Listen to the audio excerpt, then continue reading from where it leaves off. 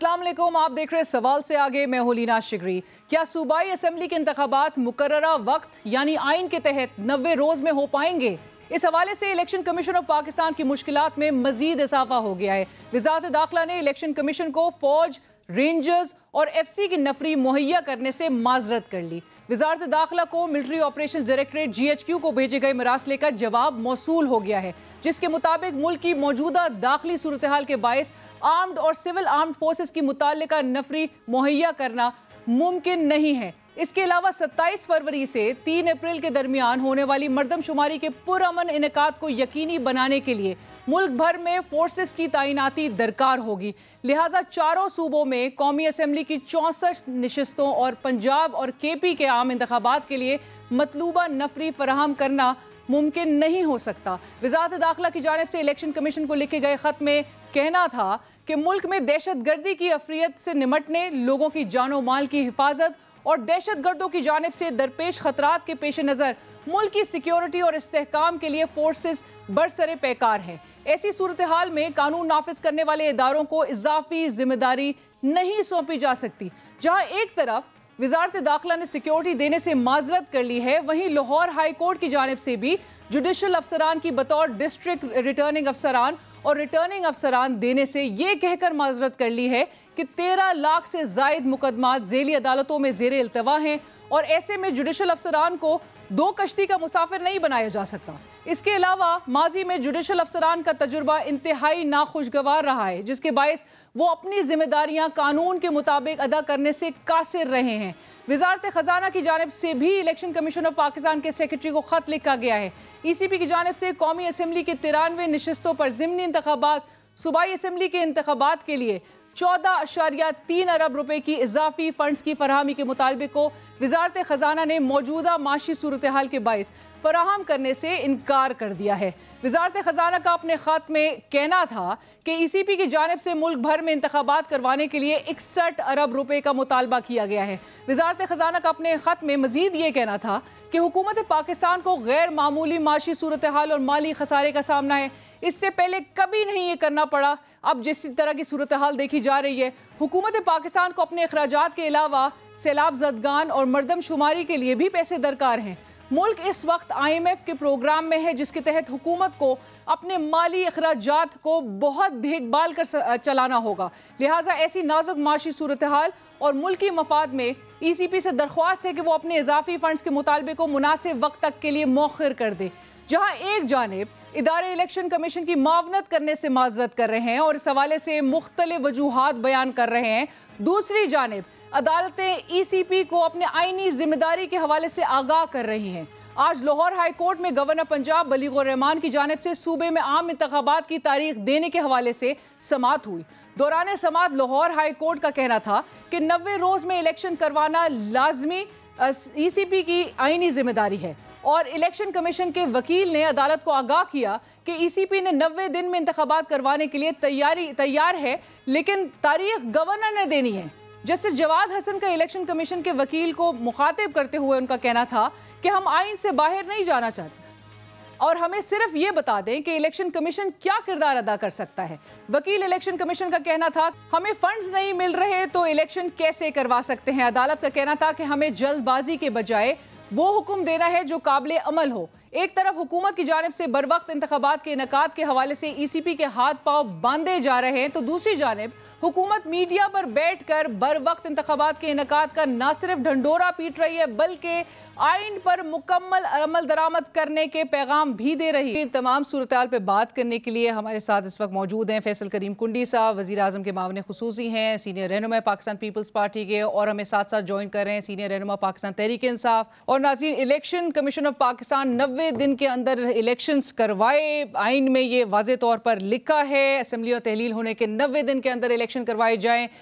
इस तमाम सूरत हाल पर बात करने के लिए हमारे साथ इस वक्त हमें ज्वाइन कर चुके हैं स्टूडियोज़ में फैसल करीम कुंडी साहब, वज़ीर आज़म के मामले खुसूसी हैं, सीनियर रहनुमा पाकिस्तान पीपल्स पार्टी के। कुंडी साहब, बहुत शुक्रिया हमें ज्वाइन करने के लिए। और उनके साथ साथ हमारे साथ प्रोग्राम में शामिल हुए हैं फ़ारूक हबीब साहब, सीनियर रहनुमा पाकिस्तान तहरीक इंसाफ के। फ़ारूक हबीब साहब, अस्सलाम वालेकुम, बहुत शुक्रिया आपका भी।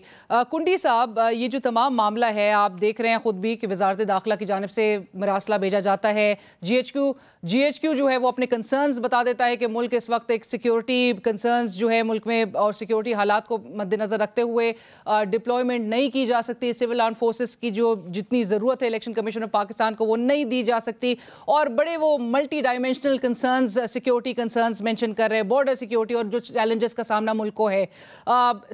साथ साथ वो ये भी कह रहे हैं कि जी तालिबान की जानिब से भी पॉलिटिकल लीडर्स को थ्रेट्स भी हैं, ऑलरेडी नेक्टा की जानिब से इंटेलिजेंस एजेंसी की जानिब से थ्रेट अलर्ट्स जारी किए जा रहे हैं। तमाम सूरत हाल फिर लाहौर हाई कोर्ट की जानिब से आज भी कहा गया कि 90 दिन के अंदर इंतखाबात कराना इलेक्शन कमीशन ऑफ पाकिस्तान की आईनी जिम्मेदारी है। सदर मुमलिकत को ख़त लिखना पड़ा है चीफ इलेक्शन कमिश्नर को कि जी आपकी जो आईनी जिम्मेदारी बनती है आप उसके मुताबिक इलेक्शंस जो है वो करवाएं, और जिसके लिए वक्त जो है वो गुजरता जा रहा है। इसके साथ साथ ही तमाम मामला अभी भी ऐसा लग रहा है, पाकिस्तान तहरीक इंसाफ भी कह रही है कि जी ये डिलेइंग टैक्टिक्स है। पाकिस्तान पीपल्स पार्टी की इस वक्त ऑफिशियल पोजीशन क्या है? बिस्मिल्लाहिर्रहमानिर्रहीम। आपने जो बात की और उस पर कुछ चीज़ों से मैं बिल्कुल एग्री करता हूँ। दूसरी बात यह है कि कौमी असम्बली से इस्तीफ़े मंजूर हुए और सूबाई 2 असम्बलियाँ तोड़ी गई। कौमी असम्बली से जो इस्तीफ़े मंजूर किए गए उनका स्केजूल आ गया, कुछ में इन्होंने PTI ने जो है वो स्टे ले ली है, पंजाब लाहौर हाई कोर्ट ने स्टे दे दी है। जहाँ पे दूसरे पे स्केजूल आया, आप देखें कि PDM की जमातों ने बाइकआउट का ऐलान किया, लेकिन पाकिस्तान पीपल्स पार्टी PDM के इत्तेहादी नहीं है और हमने कहा कि हम इलेक्शन लड़ेंगे, हम एक प्रोसेस है, हम उसमें हिस्सा लेंगे, क्योंकि मोहतरमा शहीद ने कहा था कि मैंने 85 के इलेक्शन का 85 के इलेक्शन का बाइकआउट करके मैंने बड़ी सियासी गलती की थी।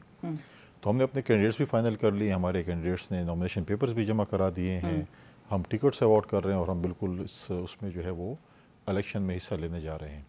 दूसरी तरफ इमरान खान साहब ने ज़िमनी इंतखाबात की बात, दूसरी तरफ इमरान खान साहब ने कहा था कि मैं सारी सीटों पर इलेक्शन लड़ूंगा, फिर उस पर यू टर्न लिया और अब वो जो है कहता है नहीं मैं सारी सीटों पर इलेक्शन नहीं लड़ूंगा, मेरे कैंडिडेट्स लड़ेंगे। लेकिन 90 रोज के अंदर इलेक्शन कमीशन पाकिस्तान। अब बात आ जाती है सूबाई असम्बलीज़ के पर। इलेक्शन कमीशन का काम है और इसमें ड्यूटी है कि 90 दिन के अंदर जो है वो इन्होंने इलेक्शन करवाने हैं और इनकी आईनी जिम्मेवारी है और उसमें उन्होंने कराने। जब जो पीपल्स पार्टी की क्या पोजीशन है? पीपल्स पार्टी के देखिए पहले दिन से पोजीशन है। बिलाल भुट्टो जरदारी साहब ने भी जब पिछले दिनों कुछ अर्सा पहले कराची में प्रेस कॉन्फ्रेंस हमारी थी, मैं उनके साथ हमारा बैठा हुआ था, उन्होंने यही कहा था उस वक्त सिंध के बल्दियाती इलेक्शन पे कुछ हो रहा था और उस वक्त 3-4 बाद इलेक्शन होने भी जा रहे थे। उन्होंने कहा था कि तमाम इलेक्शन जो भी इलेक्शन हैं उनको इन टाइम होना चाहिए।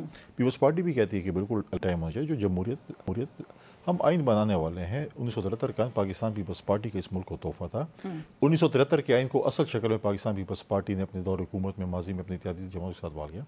मैंने पहले भी कई प्रोग्राम में और मैं आज भी कह रहा हूँ इनके अंदर इलेक्शन होना जो है वो इलेक्शन कमीशन का काम है। लेकिन दूसरी बात ठीक है, लेकिन आप जो हिस्सा भी हैं, आप माविन खुसूसी हैं, प्रेस कॉन्फ्रेंसेस में साथ होते हैं, अगरचे आपकी एक जमात अलहदा है, लेकिन हुकूमत का हिस्सा होते हुए हुकूमती पोजीशन इस वक्त क्या है? देखिए मैं पाकिस्तान पीपल्स पार्टी का इंफॉर्मेशन सेक्रेटरी हूँ, ठीक है। आप वज़ीर आज़म के मामले खुसूसी भी तो हैं। जी मैं वज़ीर खुसूसी भी हूँ। मैं आपको एक पॉइंट ऑफ व्यू आपने कहा मैंने दिया। तो हुकूमत की पोजीशन? हुकूमत देखिए, हम हुकूमत की इत्तेहादी हमने कहा हुकूमत से कि अपने इलेक्शन जो है हमने अपने टाइम करें। दूसरी बात यह है कि देखें प्रेसिडेंट साहब ने एक लेटर लिखा इलेक्शन कमीशन को। मैंने कल भी एक मीडिया टॉक में कहा था कि प्रेसिडेंट साहब जो है वो पार्टी बन चुके हैं। अब प्रेसिडेंट साहब कहते हैं कि मैं कॉन्स्टिट्यूशनल पोस्ट पे हूँ, सो कॉल्ड वो समझते हैं कि लेकिन प्रेसिडेंट साहब तो वही आइन का हवाला दे रहे हैं, आइन के उन शिकों का हवाला दे रहे हैं कि जिसके तहत इलेक्शन कमिश्नर पाकिस्तान को जिम्मेदारी अपनी। प्रेसिडेंट साहब को आइन ने ये कहा कि तुम पार्टी के चेयरमैन घर जाकर उनकी ज़ियारत करते रहो और वहाँ जाके। अच्छा, और भी पार्टी लीडर्स हैं ना, किसी और के पास भी कभी ये तो उन्होंने सदर पाकिस्तान इस वक्त एक सियासी जमात का एहलकार बना हुआ है। उस एक सियासी जमात के पास बार बार जा रहा है, उनकी पता नहीं मिन्नत करता है। क्या कहते हैं, पिछली दफा भी गए थे, पिछली दफा बहाना बनाया कि पूछने के लिए गए थे, ठीक है अच्छी बात है उसको कहते हैं, लेकिन आज इसलिए गए थे। ठीक है, मैं फ़ारूक साहब इस पे ज़रा कमेंट करेंगे। फ़ारूक साहब, एक तो वो कह रहे हैं कि सियासी जमात का एहलकार बने हुए सदर मुमलिकत जनाब आरिफ अलवी साहब, लेकिन फ़ारूक साहब उससे पहले आपको और आपकी जमात को भी क्या लगता है कि असम्बलियाँ तहलील करके वो एक ठीक फैसला था? तहलील की, हमने एक आइन की रास्ता इख्तियार किया। एक तरफ हमारे पास ऑप्शन ये था कि हम सड़कों के ऊपर रहें, हम इस्लामाबाद चले जाएं, डी चौक में जाके बैठ जाएं और जो कारोबार हुकूमत है उसको बिल्कुल बंद कर दें। फिर आपने कहना था जनाब सड़कों के ऊपर बैठ गए, मुल्क की मैशियत का नुकसान हो गया और आप हुकूमत को जो है वो चलने नहीं दे रहे। इमरान खान साहब ने तो एक डेमोक्रेट होने के नाते एक कॉन्स्टिट्यूशनल रास्ता इख्तियार किया। आइन आपको कहता है कि अगर असम्बलियां तहलील हो जाती हैं अपनी मुद्दत से पहले तो आपने 90 रोज के अंदर अंदर इंतखाबात करवाने हैं। हमने 2 असम्बलियां तहलील की, KPK की, पंजाब असम्बली, और उसमें हमें अब 90 रोज में इंतखाबात इलेक्शन कमीशन को करवाने हैं।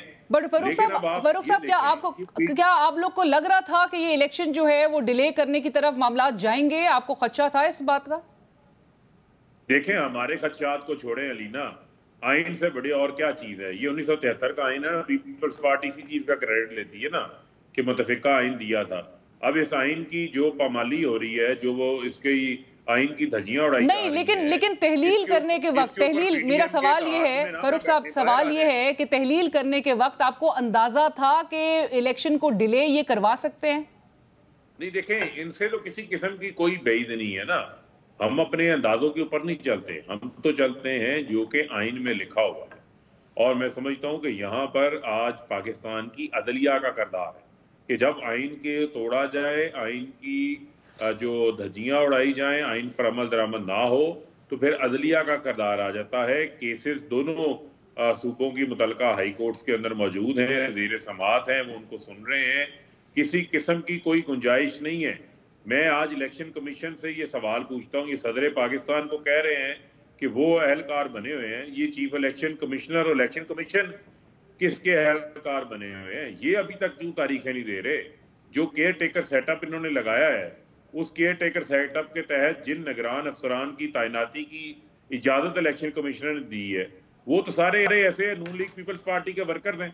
अब निगरान वजीर आला का कुंडी साहब बैठे हैं, ये बता दें कि इनका मोहसिन नकवी और जरदारी साहब का ताल्लुक है या नहीं है। शायद मेरे ख्याल में इनकी पार्टी के जो सीनियर ओहदेदार हैं वो जरदारी साहब को इतनी जल्दी ना मिल सकते हो जितनी जल्दी मोहसिन नकवी साहब मिल सकते हैं, और उनकी सारी एक्सेस है। लंदन मुलाकातों के अंदर नवाज शरीफ के साथ जरदारी की तर्जमानी नुमाइंदगी करते हैं और उनके रिप्रेजेंटेटिव के तौर के ऊपर वहाँ मीटिंग्स अटेंड करते रहे हैं। ये कोई ढकी छुकी चीज थोड़ी है। ये तो ऐसा निगरान सेटअप लाया गया है कि शहबाज शरीफ और पीपल्स पार्टी की दोबारा पंजाब में निगरान सेटअप के नाम के ऊपर हुकूमत बना दी गई है। तो इसमें तो हम इन तमाम चीजों के खिलाफ बतौर एहतजाज बात कर रहे हैं, लेकिन हम कहते हैं आओ फिर भी इंतखाबात करवाओ, इलेक्शन करवाओ। उन इलेक्शन से ये भागने की जरूरत नहीं है। ऊपर आप कहते हैं जनाब हम हमायत कर रहे हैं, इंतखाबात की हमायत कर रहे हैं, तो फिर इंतखाबात रोकने के लिए आप हुकूमत में बैठे हैं ना। तो ये फिर क्यों खाता आ गया फाइनेंस डिवीजन का, क्यों खाता आ गया वजारत दाखिला का कि हम सिक्योरिटी फराहम नहीं कर सकते? बाकी सबको सिक्योरिटी मिल सकती है, सिर्फ इस मुल्क की अवाम ने जब अपने हक राय इस्तेमाल करनी है उसके लिए सिक्योरिटी नहीं है। वैसे उसके लिए जो है वो अवाम के पैसे नहीं है, और आपके प्रोटोकॉल के लिए, सरकारी खर्चों के लिए जहाज जितनी काबीना बन गई है, 85 रुकनी काबीना बन चुकी है आपकी। ठीक है, सेंचुरी मुकम्मल करनी है, अवाम के पास कहते हैं जहर खाने को हमारे पास पैसे नहीं है, और कपड़े बेच के गंदम सस्ती करनी थी। ठीक है, आज आप मैं कुंडी साहब, ठीक है, मैं कुंडी साहब, जहर खाने के पैसे नहीं, 85 की काबीना बना दी गई है। खुरम दस्तगीर साहब भी कह रहे हैं कि जी उससे कोई कौमी खजाने पे कोई उसका नुकसान नहीं पहुंचेगा। लेकिन क्या ये आपको वाकई अनप्रेसिडेंटेड हालात नजर आ रहे हैं? 2007 2008 मतलब माजी में कई, मतलब हमें तो कोई सूबा ऐसा नहीं नजर आता था कि जिसमें दहशतगर्दी की कोई कार्रवाई ना हो, कोई शहर ऐसा नहीं बचता था कि जहाँ दहशतगर्दियों की जानिब से कोई कार्रवाई ना डाली जा रही हो। लेकिन क्या आपको लगता है ये ऐसे हालात हैं जिसकी वजह से इलेक्शंस डिले की तरफ जाए? देखें, और जो कंसर्न्स इतने रेज किए जा रहे हैं इदारों की जानिब से जिनका काम है ये जिम्मेदारी अदा करना। देखिए, पहली बात तो है कि इन्हीं की हुकूमत, इनको जो हमने एक पुरअमन खैबर पख्तूनख्वा सूबा दिया था, इनकी नालायक हुकूमत ने, इनकी जो है निकम्मी हुकूमत ने उस सूबे का ये सूरत हाल कर दी। मैंने आपके साथ तो टीवी प्रोग्राम नहीं किए, लेकिन मैं अगर आप आज भी मेरे टीवी प्रोग्राम्स निकालें पिछले 6 महीने के, और हम बार बार कह रहे थे कि इनकी हुकूमत ने हमारे सूबे को तबाह बर्बाद कर दिया है। सिक्योरिटी की सिचुएशन बड़ी ख़राब थी उस वक्त, और ये कह रहे थे कि नहीं सब कुछ ठीक है। इनके जो वज़ीर आला थे उस वक्त के, 6 महीने से अपने गाँव नहीं जा सकते थे सिक्योरिटी की वजूहत की वजह से। बाकी अब बड़े इल्ज़ाम लगे, ये जब सूबा छोड़ के गए, कंगाल सूबा छोड़ गए, जब ये जा रहे थे लोग सड़कों पे थे, सरकारी मुलाजमीन तनख्वाहें देने के लिए इनके पास पैसे नहीं थे। ठीक है, बट अब देखें सिक्योरिटी फ्रंट पे ठीक है। जी जी, मैं भी पिछली मीटिंग में था जब एपेक्स कमेटी की मीटिंग थी, वहाँ पर भी एक ब्रीफिंग दी गई। इनके लगाए हुए आईजी साहब ने फरमाया था कि हमें तो नई इक्विपमेंट है ना, हमारे पास सामान है, कुछ भी नहीं। हमने कहा ये जो पैसे इनको मिल रहे थे कहाँ खर्च कर रहे थे? आज उनको हटा दिया गया है। वॉर ऑन टेरर पे आपको खैबर पख्तूनख्वा को एक्स्ट्रा 17 रुपए मिल रहे थे, वो अपने किधर खर्च किए हैं? उस पर चीज़ें लेते, उसका कोई रिकॉर्ड नहीं कि उन्होंने किधर खर्च किया। अच्छा, आपने वो जो जिक्र किया है, लेकिन मुअज़्ज़म अंसारी साहब को इन हालात में हटा देना दुरुस्त फैसला? देखिए, हुकूमत का एक वो है कि उन्होंने उसको हटाया, इन्होंने 9 दफ़ा हटाया, किसी ने पूछा इनसे। हाँ, लेकिन इन हालात में जहाँ पर वो आपको पता है कि कितने फ्रंट से लीड करते हुए नजर आए थे पुलिस लाइन के इस हमले के बाद भी। हुकूमत का एक फैसला है, हुकूमत का फैसला किसी वक्त किसी भी जो है उसको ऑफिसर को चेंज कर सकते हैं। जरूरी तो नहीं है कि वो मतलब है कि, पर तशवीश की बात नहीं है, कोई तशवीश की बात है। क्यों तशवीश की बात है? जो भी नया ऑफिसर है वो भी कॉम्पिटेंट ऑफिसर होगा और डेफिनेटली उसको अच्छी तरीके से अपनी खूबी आते रहते हैं। मैं हूँ, आज कल नहीं हूँगा, एक और अफसर है, इन्होंने भी 9 IG 6 चीफ सेक्रेटरी सारे कुछ मतलब चेंज करते रहे। अभी तो इन्होंने सिर्फ एक मतलब है कि वो किया। दूसरी बात वफाकी यही कहते थे ना कि हमारा प्रोग्रेटिव हम जिसको लगाएं, तो वफाकी हुकूमत का प्रोग्रेटिव है, उन्होंने सूबाई हुकूमत से तजावीज़ नाम मांगे, 3 उनमें से उन्होंने एक लगा लिया। अच्छा, अब ये पार्लियामेंट में वापस आना चाह रहे हैं तो आप उनके लिए दरवाजे बंद कर रहे हैं। पीपल्स पार्टी तो हमेशा से इस बात को सपोर्ट करती थी कि पार्लियामेंट में ये वापस आए। दरवाजे बंद नहीं कर रहे, हम इनको ये कह रहे थे उस वक्त इस्तीफे मंजूर कर लिए जब वो वापस आने के उन्होंने दे क्यों रहे थे? पहली बात तो ये तो कह रहे थे कि पिछली दफ़ा डी चौक वाली तरह हमारी मिनतें होंगी। हमने इनको कहा हम तो पॉलिटिकल लोग हैं, देखा हमने कहा इस्तीफे न दें, आए पार्लियामेंट के अंदर अपने एक रोल प्ले करें। मौसूल हो गया लाहौर हाई कोर्ट का फैसला? इन्होंने आज स्पीकर साहब कह रहे थे कि मौसूल नहीं हुआ अब तक। मैं गलत होगा इंफॉर्मेशन के मुताबिक, क्योंकि मुझे नहीं पता कि उनको मैंने कोई चेक नहीं किया मौसूल हो या नहीं। अगर और वो कहते हैं कि मौसूल होने के बाद कानूनी माहिरीन से राय भी ली जाएगी। अगर मौसूल हुआ होगा मुझे नहीं पता, अगर मौसूल हुआ होगा जो भी उन्होंने कहा कि, लेकिन मुझे नहीं पता। अगर मैं कहूँ कि मौसूल होगी और ना हुआ हो और मैं मतलब होगी और मैं को नहीं हो, तो मैं इसमें जो है ना कोई मतलब है कि एक्यूरेट इन्फॉर्मेशन मेरे पास इस वक्त मौजूद नहीं है। हम जब इनको कह रहे थे आए पार्लियामेंट में, कहते नहीं हम इस पार्लियामेंट खुदा ना खास से कहते हम इस पार्लियामेंट इस असम्बली पर भेज रहे हैं, हम इस साथ बैठने को तैयार नहीं है। ये है वो है।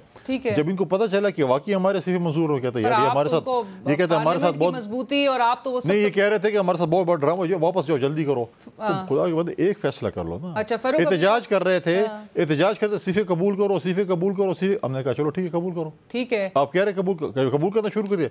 नहीं हमारे सिफे कबूल मत करो, हम तो वापस आना चाहते हैं। भाई ये कोई जुमा बाजार नहीं है, इतवार बाजार नहीं है कि आप सौदा लेने के लिए जा रहे हैं और आ रहे हैं।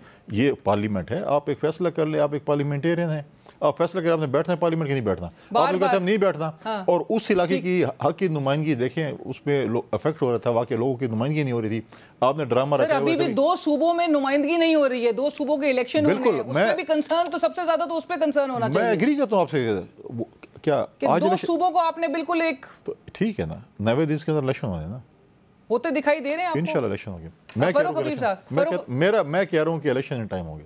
फरूक हबीब साहब, फैसल करीम कुंडी साहब को लग रहा है इलेक्शन इन टाइम होगा, 90 दिन के अंदर होगा। आप लोग असेंबली वापस आना चाहते हैं। कुंडी साहब कहते हैं कि जी आप किसी एक डिसीजन पे तो रुक जाएं। जेल भरो तहरीक का भी अभी ऐलान किया गया है, अब वो तहरीक नजर आएगी, उसके लिए सड़कों का रुख किया जाए। 90 डेज पिछले वो भी। जी फरूक हबीब साहब, देखिए बात यह है कि कुंडी साहब पता नहीं किस हुकूमत का हिस्सा है, उस हुकूमत का फाइनेंस डिपार्टमेंट कह रहा है मेरे पास देने को पैसे नहीं है, और आपके वजीर दाखिला राना सना कह रहे हैं कि हम सिक्योरिटी फराहम नहीं कर सकते, हम अपनी इंतखाबात के पुरअमन इनेकाद के लिए हम सिक्योरिटी पर्सनल फराहम नहीं कर सकते। अब मामला ये है कि पहले तो बैठ के ये एक कंसेंसस डेवलप कर लें कि आया ये सिर्फ कुंडी साहब की पीपल्स पार्टी की सोच है या पूरी PDM की सोच है 90 डेज के हवाले से, क्योंकि PMLN की तरफ से बिल्कुल खामोशी है। वो पाकिस्तान पीपल्स पार्टी की ऑफिशियल पोजीशन टांग रही है, वहां पर कांपे टांग रही है PMLN की तरफ से कोई, क्योंकि इंतखाबात होने पंजाब और KPK में, सिंध में तो इंतखाबात फिलहाल हो नहीं रहे, तो लिहाजा पीपल्स पार्टी को इतना मामला नहीं है। लेकिन जिनको चैलेंज है वो लोग डर के भाग रहे हैं, मैदान में आना ही नहीं चाहते। हम इनको ये कह रहे हैं कि आपने मुल्क का जो हशर नशर कर दिया है, आटा 160 रुपए किलो पे चला गया अलीना, ये बिजली और गैस की कीमतें बढ़ने जा रही हैं। आज 30 रुपए पेट्रोल, 30 रुपए डीजल बढ़ाया था, अब पता चला है 40 रुपए मजीद कीमत बढ़ने जा रही है। ये पेट्रोल 300 रुपए लीटर से ऊपर जाएगा। ये IMF की शराइत हैं, जो IMF इनसे गर्दन के ऊपर बंदूक रखवा के, अंगूठा रखवा के बिल्कुल और मौजूदा हालात को देखते हुए chief justice of Pakistan Umar Ata Bandial साहब भी कहते हैं कि मौजूदा पार्लियामेंट को दानिस्ता तौर पर नामुकम्मल रखा गया और मुल्क के तमाम मसाइल का हल आम इंतखाबात है। फारूक हबीब साहब, फैसल करीम कुंडी साहब, मुझे ब्रेक लेना है, ब्रेक के बाद दोबारा हाजिर होते हैं, हमारे साथ रहिए।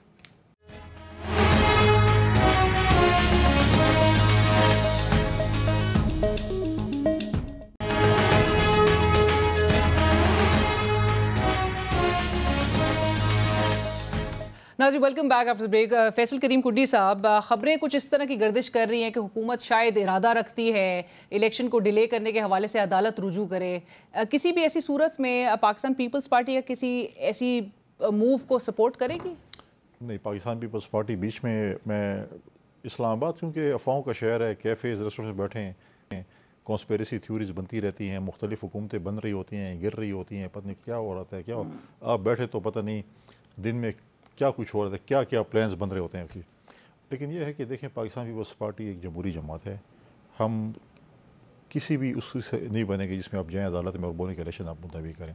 ठीक है, सिक्योरिटी सिचुएशन जो है इस वक्त खैबर पख्तूनख्वा की बहुत ही आपके सोच से बारे जितनी गंभीर सिचुएशन पहले भी माजी में भी रही है। नहीं, मैं उस पर नहीं जा रहा, मैं कोई डिफेंड इस चीज़ को नहीं कर रहा, मैं आपको सिर्फ बात कर रहा हूँ कि इस्लामाबाद में वो आपको पता ही नहीं है क्या हो रहा है। और आपने मीडिया का जो ब्लैकआउट किया हुआ है ना, मीडिया का टोटली ब्लैकआउट है खैबर पख्तूनख्वा की सिचुएशन के ऊपर। ठीक है, क्या क्या ब्लैकआउट है कुंडी साहब? बहुत सी चीज़ें हो रही हैं। देखिए, लॉ एंड ऑर्डर की सिचुएशन खैबर पख्तूनख्वा में बहुत ज़्यादा ख़राब है, जो हम पिछले 6 महीने से मीडिया पे, फारूक हबीब साहब ने भी शायद मेरे साथ 2-4 प्रोग्राम में हुए होंगे, बाकी मैंने हर चैनल पे कहा, मैं हर प्रेस कॉन्फ्रेंस में कहा, ये सिचुएशन खैबर पख्तूनख्वा की लॉ एंड ऑर्डर की बहुत ज़्यादा ख़राब थी और हैं। ठीक है, अब बात ये देखें, इलेक्शंस तो अब मैं तो आरिफ अलवी साहब की तरफ 1864 में नहीं जाऊंगा, मैं रिसेंटली उसमें जाऊंगा। देखें, जब मोहतरमा की शहादत हुई इलेक्शन में, आपने देखा उस वक्त भी हमने पाकिस्तान खपे का नारा मारा, हम इलेक्शन में गए। हम बाइकआउट कर सकते थे, हम सिविल नाफरमानी कर सकते थे, लेकिन हमने नहीं की।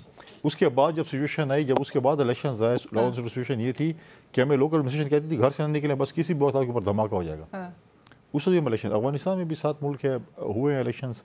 अब देखें, अगर उन्होंने कंसर्न शो किए हैं फाइनेंस ने या सर, लेकिन यही इलेक्शन कमीशन था जो कि, और आज चीफ जस्टिस ने भी ये बात की कि यही स्पीकर रूलिंग केस में उन्होंने कहा था कि जी नवंबर 2022 में इलेक्शन करवा देंगे। अक्टूबर 2022 में गालिबन अक्टूबर नवंबर 2022 में तो करवाने को तैयार थे ना, जो अभी इतने हालात बताए जा रहे हैं। 23 मर्दमशुमारी 22 नहीं 23 22 तो गुजर गए। नवंबर 2022 गालिबन उन्होंने कहा था। स्पीकर ने स्पीकर रूलिंग केस के हवाले से जब बात की जा रही थी तो इलेक्शन कमीशन की जानिब से कहा गया था कि जी हम तैयार हैं, अगले 6-8 महीने में हम करवा देंगे। हाँ, वो जो रूलिंग केस था उसमें एक और चीज़ भी स्पीकर चीफ इलेक्शन कमिश्नर ने जो है उसमें ये भी कहा था कि क्योंकि पिछली इलेक्शन जो है वो प्रोविजनल मरदमशुमारी पे हुए हैं और जब तक मरदमशुमारी नहीं होती हम इलेक्शन नहीं करा सकते। तो उस पर इन्होंने कहा था कि मैंने 8-9 लेटर वफाकी हुकूमत को लिखे थे उस वक्त की, उन्होंने उस पर मुझे कोई रिप्लाई नहीं किया। मरदमशुमारी का प्रोसेस ऑन बोर्ड है, मरदमशुमारी 1 मार्च से शुरू हो रही है, अप्रैल के एंड तक खत्म होगी। नहीं फरवरी आज ये जो शेड्यूल आया है उसमें 27 फरवरी से लेकर 3 अप्रैल 2023 तक। हाँ, वही स्केड्यूल है। ठीक है, मेरा होता है 1 मार्च, वही चीज़ है। फारूक हबीब साहब क्या हिकमत अमली होगी अब अगली पाकिस्तान तहरीक इंसाफ की? देखें, हमारी हिकमत अमली जो है वो बड़ी वाज़ेह है। हम अदालतों से देखें, हुकूमत से किसी किस्म की कोई बेईद नहीं, और इलेक्शन कमीशन ने भी बहुत ज्यादा नाउम्मीद किया है। कभी उन्होंने ऐसा काम नहीं किया कि हम डिसअपॉइंट ना हुए हों उनके किसी भी काम से। तो लिहाजा तुम तमाम नजरें अदलिया की तरफ हैं, और अदलिया की तरफ भी हमारी कोई उम्मीदें इस बुनियाद के ऊपर नहीं है कि हम कोई नाजायज चीज का मुतालबा कर रहे हैं। हम तो कह रहे हैं कि सिर्फ और सिर्फ आप आइन और कानून की बालादस्ती को जो है वो कायम करें। आप ये देखें कि ये तो 90 रोज में इंतखाबात से आगे पीछे होने की कोई गुंजाइश ही नहीं है। ये पूरे मुल्क के अंदर जितने भी कानूनी माहिरीन हैं उन तमाम माहिरीन के अंदर इस बात के ऊपर इत्तेफाक है। और आप कलीना ये देखें जिस किस्म का मुल्क इस वक्त अदम इस्तेहकाम का शिकार है, चाहे वो सियासी अदम इस्तेहकाम हो, माशी अदम इस्तेहकाम हो। पर सियासी अदम इस्तेहकाम की जिम्मेदारी भी तो तमाम सियासतदानों पे है, तमाम सियासी जमातों पे है फरूख हबीब साहब। हर बात की तरफ फवाद साहब भी कह रहे हैं, आपकी जमात के फवाद साहब कह रहे हैं कि जी हर बात की तरफ अदालत की तरफ नहीं देखना चाहिए, हर बात पर अच्छा प्रेसिडेंट नहीं है। फिर सुन लेना, देखें सुन लेना, फिर आपको मैच्योर रवैया भी इख्तियार करना पड़ता है ना। आपने मैनो मानो की रट तो नहीं लगाते। अब हम इनसे ये तो नहीं कह रहे, पहले हमने हमारा मुतालबा था कि मुल्क में फौरी आम इंतखाबात करवाएं, कौमी असम्बली का भी करवाएं। अब तो हमें ये कह रहे हैं कि भाई 2 सूबों में जहां पर हमारा अपना आईनी तौर के ऊपर अब हक है, अगर आप वो इंतखाबात भी नहीं करवाएंगे, वहां भी बदनीयती का मुजाहरा करेंगे और आप इंतखाबात को डिले करने की कोशिश करेंगे, उनको तातुल का शिकार करने की कोशिश करेंगे, तो फिर आर्टिकल 6 लगेगा और फिर हम आइन की बहाली की तहरीक जो है वो चलाएंगे। और आज पूरी कौम देख रही है कि जिस तरीके से इस मुल्क के अंदर इस निज़ाम हुकूमत को चलाया जा रहा है, जो बंदरबाट की गई है, इस वक्त तो सारे ये इक़्तिदार में सवाए पाकिस्तान की अवाम के और पाकिस्तान तहरीक इंसाफ के जितनी 13 जमातें हैं, इन्होंने अपने क्या केसेस माफ नहीं करवाए। आज चीफ जस्टिस ऑफ पाकिस्तान को क्यों रिमार्क्स देने पड़े हैं कि 8 माह हो गए हुकूमत को आए। इन्होंने कहा था इलेक्शन कमीशन में कि हम नवंबर में इंतखाबात करवाने के लिए तैयार होंगे। आज तो नवंबर नहीं है, आज तो फरवरी आ चुकी है, नवंबर 2022 3 महीने आगे गुजर चुके हैं। तो ये क्यों इंतखाबात की? ठीक है, बट फरूख साहब ये मैं जवाब कुंडी साहब से लेती हूँ, उससे पहले मुझे ये बता दें कि आप लोग ऑपोजिशन लीडर अपना कौमी असेंबली में लाकर करेंगे क्या? आप लोग पहले पार्लियामेंट नहीं आ रहे थे, पार्लियामेंट में आना चाहते हैं और ऑपोजिशन लीडर भी आप कहते हैं अपना लेकर आएंगे। देखें, इस पार्लियामान की वक़्त इन्होंने खुद खत्म की है। इस पार्लियामान में जब राजा रियाज जैसे लोग जो कि टिकट के मुतलाशी हों नून लीग से, वो कहते हैं आपका टिकट नहीं चाहिए अब। राजा रियाज नहीं, तोहफा किसका है? इन्हीं का तोहफा है ना राजा रियाज।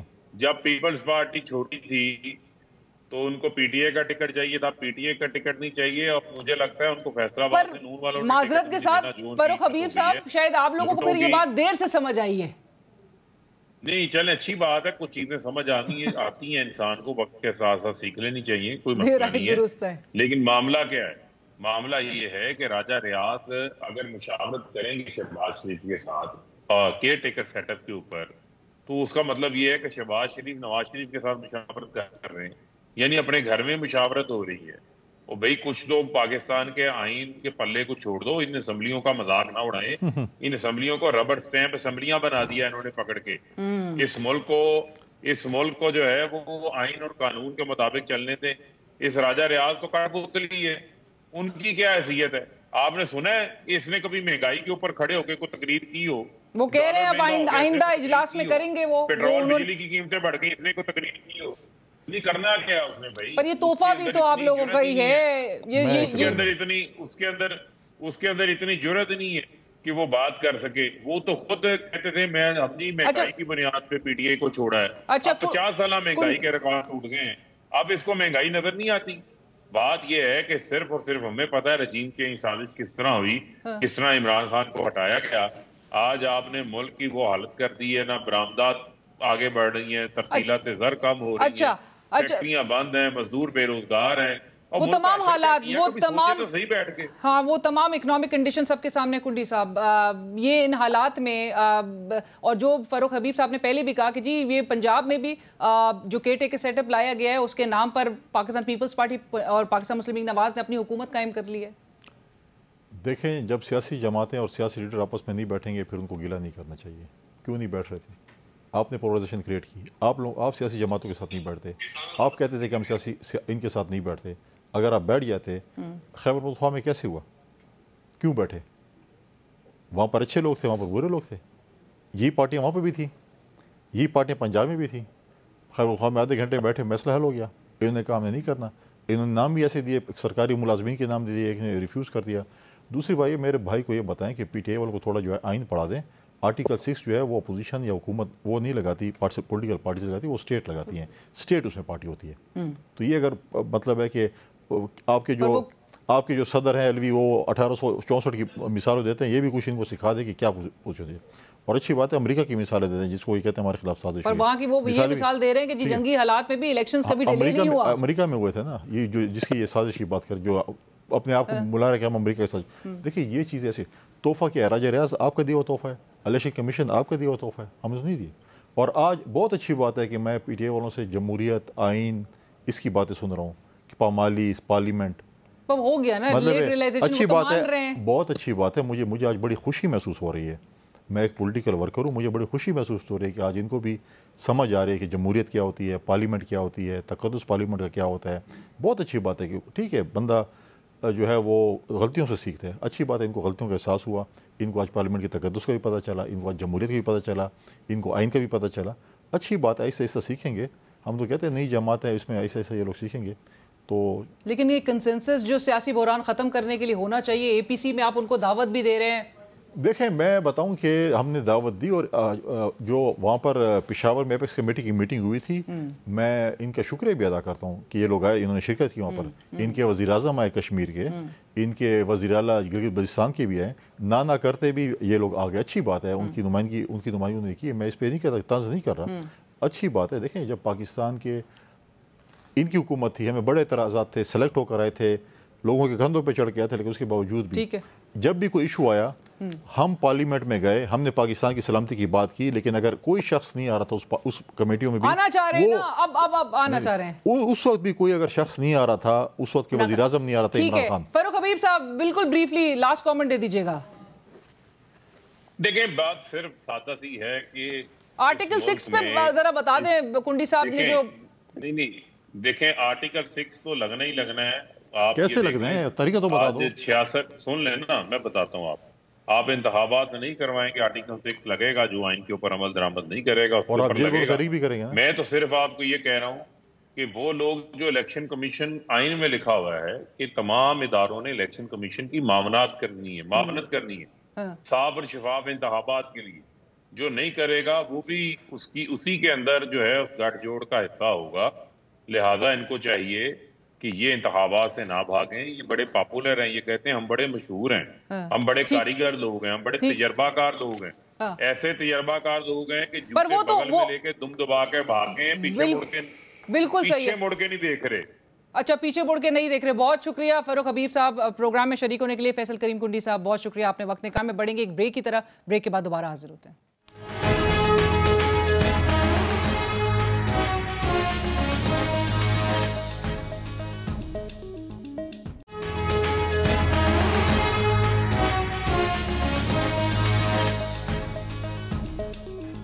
नाज़रीन, वेलकम बैक आफ्टर ब्रेक। वज़ीर आज़म शहबाज शरीफ साहब ने IMF के साथ स्टाफ लेवल मुआहदे की मंजूरी दे दी और आज ही वफाकी वज़ीर ख़जाना इसाक डार साहब ने भी कौम को IMF के साथ जल्द मुआहदा होने की नवीद भी सुनाई थी। आज मीडिया नुमाइंदों के साथ जब वो गुफ्तगू कर रहे थे तो वज़ीर ख़जाना इसाक डार साहब का कहना था कि IMF के साथ सब कुछ सही चल रहा है, 30 शोबों में मुस्बत पेशरफ्त हुई है और उन्होंने ये कहा था कि जल्द वो कौम को खुशखबरी देंगे।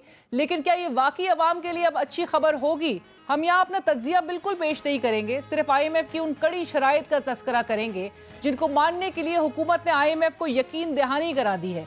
IMF ने बिजली की कीमत में 7 से 10 रुपए फी यूनिट इजाफे का मुतालबा किया है। IMF ने हुकूमत से बिजली और गैस पर 4100 अरब रुपए की गर्दिशी कर्जे खत्म करने का मैनेजमेंट प्लान तलब कर लिया है। IMF का हुकूमत पर दबाव है कि दोस्त ममालिक यानी सऊदी अरब, चीन और मुत्तहिदा अरब इमारात समेत आलमी बैंक से मजीद मदद की गारंटी के तौर पर बैंक में अमरीकी डॉलर रखे जाएं। दूसरी जानिब हुकूमत का शिशमाही बजट खसारा भी 312 अरब रुपए तक पहुंच गया है, जो IMF के सामने वफाकी हुकूमत का मनफी तासुर पेश कर रहा है। अब हुकूमत ने IMF को कौन सी कड़ी शराइत मानने की यकीन दहानी कराई है, आइए आपको जरा वो भी बताते हैं। IMF ने बिजली की कीमत में इजाफे के साथ 300 यूनिट्स पर फराम करदा सब्सिडी के खात्मे का मुतालबा किया है। IMF ने वाजे किया है कि 30 जून तक गैर मुल्की ज़र मुबादला के ज़खायर 16.20 अरब डॉलर तक लाना होंगे। IMF ने हुकूमत से मुतालबा किया है कि दरामदात पर पाबंदी का फौरी खात्मा किया जाए और LCs खोलने के लिए 4 अरब डॉलर भी फराम फौरी तौर पर किए जाएं। IMF ने वफाकी हुकूमत से 500 अरब रुपए के मजीद टैक्सेस आयद करने और पेट्रोलियम लेवी में मजीद इजाफे का भी मुतालबा किया है। IMF के साथ मुतवक्के मुआहदे के बाद बिजली और गैस के साथ पेट्रोलियम मसनूआत की कीमतों में फौरी इजाफे का इम्कान है। अवाम कमर कस लें, उनके लिए इस मुआहदे में खुशखबरी नाम की कोई चीज़ नहीं है, क्योंकि अवाम के लिए रह जाती है तो सिर्फ महंगाई ही महंगाई। इस सूरत हाल पर बात करने के लिए हमें ज्वाइन कर रहे हैं इस वक्त माहिर मईशत खुर्रम शहजाद साहब। खुर्रम साहब, बहुत शुक्रिया प्रोग्राम में शरीक होने के लिए। खुर्रम साहब, सबसे पहले तो बताइएगा, IMF के साथ ये जो स्टाफ लेवल मुआहिदा है इसकी मंजूरी भी हो गई है, आज उसका आखिरी रोज़ था, वज़ीर आज़म ने बहरहाल मंजूरी दे दी है। अब इस मुआहिदे के साथ साथ ज़रा आवाम को भी बताएं कि बिजली, गैस और पेट्रोलियम मसनूआत की कीमतों में कितना इजाफा होने जा रहा है। अस्सलाम वालेकुम एंड बहुत शुक्रिया आपका मुझे प्रोग्राम में लेने के लिए अलीना। देखें काफ़ी ज़्यादा जो है वो इंक्रीज़ एक्सपेक्टेड है 3 चीज़ों में। एक तो ये, बल्कि इनफैक्ट 4 चीज़ों में। एक तो आपके सामने डिवैल्यूशन हुई है, करेंसी डिवैल्यूशन की बात कर रहा हूँ, उसका इम्पैक्ट अभी जो है पेट्रोलियम प्राइसेस पे आएगा। और उसके साथ साथ पेट्रोल प्राइसेस के अंदर जो पेट्रोलियम लेवी है वो शायद बढ़ा दी जाए या फिर सेल्स टैक्स लगा दिया जाए। जो 16-17% सेल्स टैक्स है उसे लगाने की बात हो रही है। करंटली जो है आई थिंक 0% है, तो उससे भी तकरीबन ये समझ लें आप 40 से 50 रुपये पेट्रोलियम प्रोडक्ट प्राइसेस में इजाफा मुतवक्के है, नंबर 1। फिर ये जैसे मैंने कहा कि जो करेंसी की डिवैल्यूएशन है, करेंसी की कदर में कमी हुई है। पाकिस्तानी रुपी 230 से 270 के तक चला गया है डॉलर के मुकाबले में, तो उसका भी एक इम्पैक्ट आएगा डेफिनेटली पेट्रोलियम प्राइसेस पर, क्योंकि ज़्यादातर इंपोर्ट हम करते हैं। फिर उसके साथ साथ गैस की प्राइसेस काफ़ी अरसे से नहीं बढ़ी हैं, कहा जा रहा है कि वो 70 से 80% के बीच में उसमें बढ़ने का इम्कान है गैस प्राइसेस में। और फिर बिजली की प्राइसेस में भी तकरीबन कोई 20% 25% इजाफे की सबरी शायद इसमें इंक्लूड की गई है। और उसमें फिर ये होगा कि 200 यूनिट वाले जो हाउस होल्ड्स हैं उनको शायद प्रोटेक्ट किया जाए, उनसे ऊपर जो है बढ़ा दिया जाए जो है वो ओवरऑल इलेक्ट्रिसिटी की प्राइसेस। तो ये अगर कलेक्टिवली आप देखें, और एक और चीज़ भी है, सेल्स टैक्स की भी बात होगी। जो जनरल सेल्स टैक्स है ये बहुत बड़ा एक इन्फ्लेशन इम्पैक्ट लेकर आ सकता है, जो कि 17 से 18% करने की बात की गई है। और फिर साथ साथ टैक्सेस जो है वो बिजनेसेस पे लगाने की बात की जा रही है। तो ये सब मिला के आपकी इन्फ्लेशन जो है वो जो एवरेज इस वक्त चल रही है पिछले साल के मुकाबले में 25%, वो बढ़ के 30 और 35% तक भी जा सकती है इन द नेक्स्ट 6 मंथ्स। तो ये महंगाई में काफ़ी इजाफा हो सकता है। तो इस पे आई थिंक गवर्नमेंट को सोचना चाहिए कि किस तरह से जो सबसे ज़्यादा अफेक्टेड जो सेगमेंट है, जो गरीब तरीन तबका है हमारा, वो कैसे जो है इसको प्रोटेक्ट किया जाए। राइट, बट खुर्रम साहब, क्या हुकूमत जो है वो कीमतों में इजाफे की मुतहम्मिल हो सकती है? पॉलिटिकल गवर्नमेंट नहीं चाहेगी कि उसका पॉलिटिकल कैपिटल जो है वो मज़ीद खर्च हो, वो अपना जो है अपने आप को इस स्टेक पे लगाए कि जी ये सब चीज़ें करनी पड़े। और इवेंचुअली अभी वोट भी जो है नज़दीक है, कुछ महीनों बाद शायद इलेक्शंस भी एक्सपेक्टेड हैं एज़ पर शेड्यूल। तो अगर अक्टूबर तक इलेक्शंस होते हैं उससे पहले ये सब काम करने पड़ते हैं, और अक्टूबर तक जाके आपको ये सारे जो है वो चैलेंजेस मज़ीद बढ़ेंगे, क्योंकि पहले तो इन सब का असर आएगा आवाम पे, और उसके बाद जाके ऐसे स्टेबिलिटी आना शुरू होगी। वो भी उस वक्त आएगी जब इन फैसलों के साथ गवर्नमेंट अपने खर्चे भी कम करेगी। 600 से 700 अरब रुपया अपने खर्चों में से कम किया जाएगा। अपने खर्चे से मतलब ये कि जो टैक्स का पैसा है उसमें से आप 600-700 रुपया तो बचाएं या फिर ऐड करें। तो उसके बाद जाके जो अगली गवर्नमेंट आएगी उसके लिए कोई ना कोई ऐसी जो है वो ग्राउंड्स क्रिएट होंगे कि वो कुछ मैनेज कर सके, इकोनॉमी को बेहतर कर सके आने वाले जो है वो टेनर में।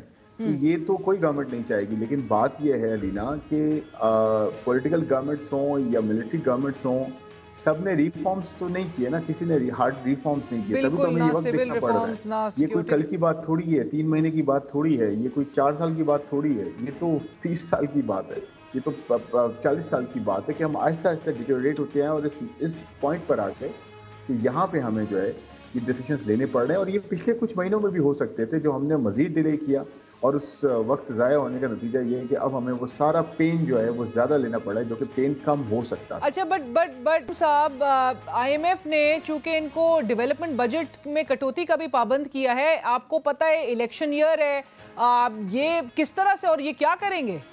क्वेश्चन है, बड़ा इंपॉर्टेंट पॉइंट है ये, क्योंकि ज़्यादातर होता है ये जो पॉलिटिकल गवर्नमेंट्स होती हैं वो अपने इलेक्शन ईयर से पहले ही बहुत ज़्यादा फिस्कल स्लिपेजेस होती हैं, बहुत ज़्यादा वो खर्च करती हैं, खुल के खर्च करती हैं, ऑप्टिक्स क्रिएट करती हैं ताकि वोट बैंक जो है वो जो लॉस्ट वोट बैंक है उसको रिटेन भी किया जाए।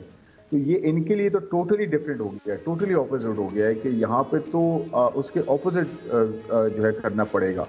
तो डेफिनेटली टफ कॉल है, और जो आईएमएफ का पर्सपेक्टिव है वो तो देखें प्योर इकोनॉमिक और डिसिप्लिनरी है, और फिस्कल प्रूडेंस को वो जो है वो कहता है कि जी आप करें, अपने खर्चे कम करें या फिर आवाम पे डालें, ताकि जो है कहीं ना कहीं से आपको एक जो है ना करेक्शन जो है वो मिले, कहीं ना कहीं से आपको रियलिटी चेक मिले। आप जिस तरह कह भी टफ कॉल होगी, बजट खसारा already 6 months of the fiscal year 312 अरब रुपए तक जो है वो है, और इसका आप क्या समझते हैं, जो निगोशिएशंस हो रही थी उस पर क्या इम्पैक्ट रहा होगा?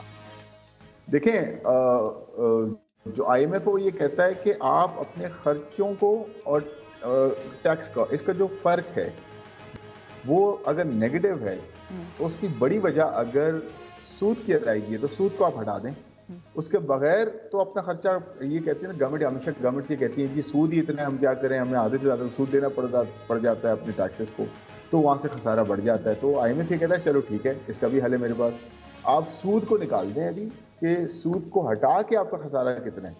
तो वो गवर्नमेंट कहती है हाँ अच्छा जी, इस पर अब हम बात कर सकते हैं। तो आईएमएफ कहता है कि इस पर सरप्लस ला के दें आप हमें, इसको तो आप कंटेन कर लेना कम से कम, चले सूद एक तरफ कर लें, सूद बहुत बढ़ गया आपको, उसको बाद में देख लेंगे। तो ये भी आईएमएफ का है तकाजा कि जो प्राइमरी, इसको कहते हैं प्राइमरी सरप्लस, यानी कि आप सूद हटा दें, इस तरह की चीज़ें हटा दें जिस पर आपका इतना कंट्रोल नहीं है, जो कि पिछले कई सालों से बढ़ते आए हैं। तो एटलीस्ट ये तो करें कि आज जो रन कर रहे हैं आप गवर्नमेंट को, टैक्सेस जो ले रहे हैं उसको जहाँ खर्च कर रहे हैं उनको तो आप एटलीस्ट इतना कर दें कि टैक्सेस कवर कर सकें उन खर्चों को। तो देखिए, मैं फिर वही कहूँगा कि हमारी जो जड़ है ना मईशत की, जो प्रॉब्लम्स की जड़ जो है वो फिस्कल खसारा है, यानी कि हमने टैक्सेस को सही जगह नहीं लगाया, या इतना ज़्यादा हमने जो है वो अपने खर्चे बढ़ा दिए कि टैक्सेस कम पड़ गए, और हम टैक्स पे टैक्स की बात करते हैं और यहाँ से खर्चे कम नहीं करते, तो हमें तो कभी जो है वो हम ठीक नहीं हो पाएंगे। इसी वजह से फिर एक्सटर्नल खसारा भी होता है, गवर्नमेंट खुद रीज़न बन जाती है सबसे ज़्यादा इंपोर्ट्स का, सबसे ज़्यादा जो कंजम्पशन का, सबसे ज़्यादा डेट लेने का। तो फिर आम आवाम पे क्यों आप जो है वो एक्सपेंडिचर्स डालते हैं, बिल्कुल। मुझे फॉरेन रिजर्व से अब आखिर में ज़रा ये बताएं खुर्रम साहब कि जो ऑलरेडी आज आपके 17 करोड़, गालिबन correct me if I am wrong, 17 crore dollars की कमी उसमें आ चुकी है फॉरेन रिजर्व्स में। आईएमएफ आपको कह रहा है इस मुआहदे के तहत आपने 30 जून तक इसे कोई 16.20 अरब डॉलर्स तक पे लेके जाना है, ये किस तरह से लेके जाएंगे? 3% अगर ग्रोथ लेके 3% की बात कर रहा हूँ, हमारा पोटेंशियल 7-8-9% का है सस्टेनेबल। 3% ग्रोथ के लिए ना हमें करंट अकाउंट डेफिसिट, यानी कि हमें कुछ इंपोर्ट्स खोलनी पड़ेंगी, उसके लिए $500 मिलियन से $1 अरब चाहिए। और आपको अभी आज से लेकर दिसंबर 2023 तक हमें तकरीबन कोई 18-19 अरब डॉलर चाहिए अपने कर्जों की अदायगी, वो भी बैरूनी सिर्फ। तो आप लगा लें कि आपको रफली हर महीने तकरीबन $2 अरब तो चाहिए अपनी ग्रोथ 3% रखने के लिए और अपनी कर्जों की अदायगियाँ करने के लिए जो बाहर की हैं। तो वो 2 अरब भी चाहिए आपको, और इसका मतलब ये हुआ कि जून तक 5 महीने अभी हैं, तो $10 अरब तो यहाँ आपको चाहिए, नंबर 1। फिर आपको रिजर्व बिल्ड करने के लिए 16 अरब अगर चाहिए तो आप 16 अरब यहाँ पे ऐड कर लें सीधे, और यानी कि आपको तकरीबन $26 अरब जो है वो चाहिए जून तक। इसका मतलब ये हुआ कि ये तो नामुमकिन सी बात है। तो आईएमएफ की कुछ डिमांड्स तो ऐसी हैं जो कि अनरियलिस्टिक हैं डेफिनेटली, और ये this is one of them. तो ये तो मेरे ख्याल में नहीं हो पाएगा इतने आराम से, अनटिल अनलेस कोई बहुत बड़ी इन्वेस्टमेंट आ जाए आपके पास, बहुत बड़ी कोई लेंडिंग आपके पास आ जाए, जो कि मुझे लगता नहीं 6 महीने तक होगी, क्योंकि 6 महीने तक तो इन्फ्लेशन आप कंट्रोल शायद,